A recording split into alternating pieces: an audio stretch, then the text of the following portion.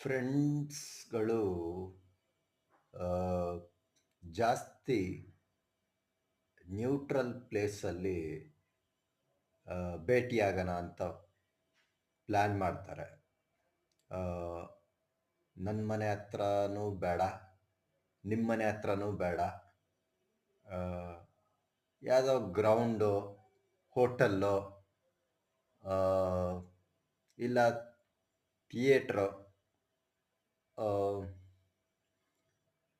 ಫ್ರೀಯಾಗಿ ಮಾತಾಡ್ಬೋದು ಅಂತ.